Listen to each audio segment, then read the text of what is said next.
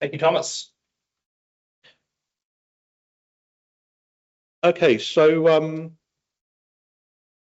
the SIR model comes and goes. So many diseases persist. That was one of the questions. So an SIR model is a model of an epidemic. That means kind of upon the people, I think. So it comes and goes. But other diseases are endemic. So the SIS model is kind of the simplest model of an endemic disease. So you have XT of n individuals who are infective, and the remaining ones, n minus x, are susceptible. So I'm going to start. This is also a Markov chain. And like for the SIR model, there are two events associated with the chain with state-dependent rates.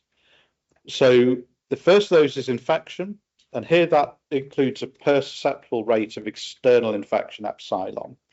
And that stops the epidemic from dying out. It means that I equals 0 is no longer a steady state of the epidemic. And so the idea is that's introduction of infection from outside the small population. You don't have to have that, but I'm just including it here because otherwise lots of things have to be caveated with, oh, provided it doesn't go extinct, right?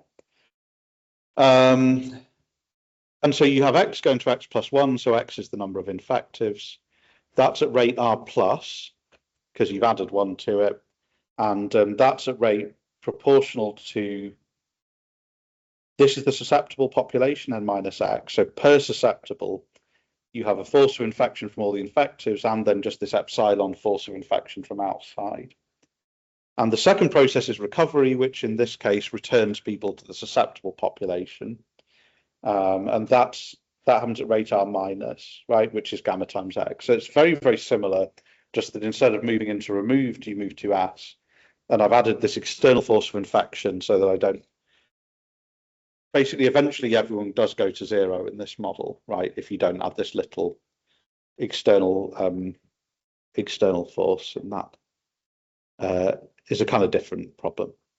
Okay, so I talked about branching process and ODE limits. I thought it was probably worth talking a bit about diffusion limits because they're used a lot in modelling and a bit less in epidemics, but I thought it was probably worth looking at how they're derived and why. So the informal argument is an event with rate R over a time period delta t, that's happening and the number of events should be roughly Poisson with mean R delta t.